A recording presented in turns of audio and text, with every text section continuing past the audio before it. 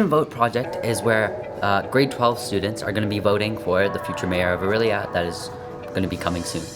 We're going to be setting up an entire question session where all the students from all grades will ask questions. We'll have a moderator that will voice all the questions while doing the land acknowledgement, the territorial acknowledgement, and other stuff along those lines. Okay. And basically, what actions are you going to take to reduce crime in Aurelia? Welcome everyone to the 2022 Aurelia Mayoral All Candidates meeting at Patrick Fogarty Catholic Secondary School.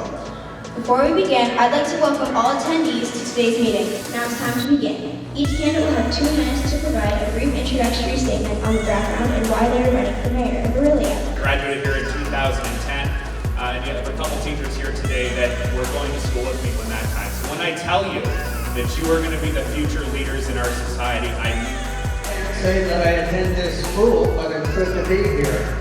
It's the only debate that I really look forward to because I knew today that I would be talking to the future. My connection with Patrick Fogarty is a bit different. I knew Patrick Fogarty as a tireless worker for financial support for Catholic schools several years ago. My nieces and nephews have gone to this school, and my greatest niece ever, Lindsay Walker, is a teacher here, and I knew Mrs. Carolyn Healy, the principal, from the day she was born.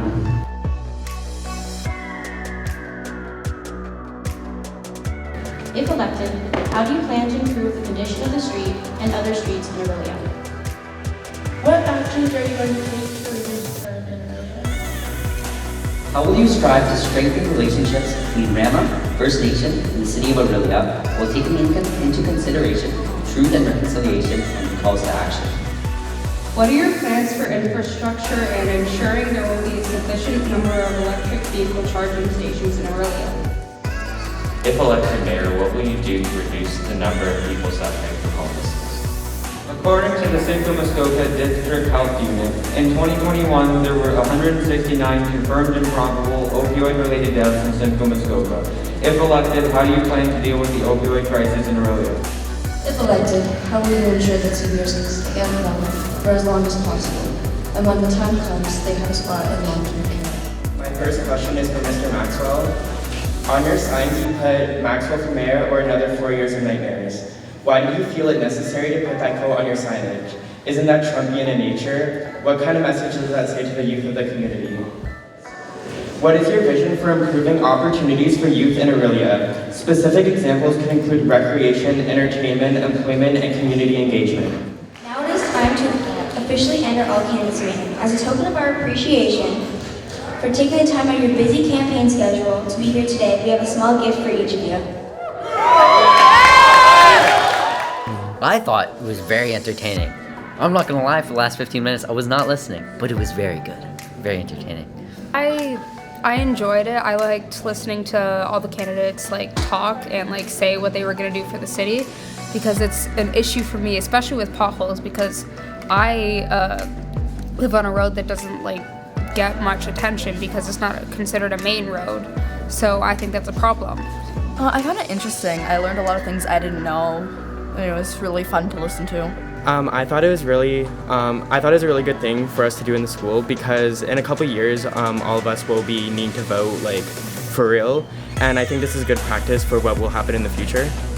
Well, it was interesting because I've never done something like that before, and it was cool that we all got to meet and give our opinions on the election. Yeah, I found the same thing. It's a very interesting experience, and I liked hearing what all of the candidates had to say and what they would do to make Aurelia a better place.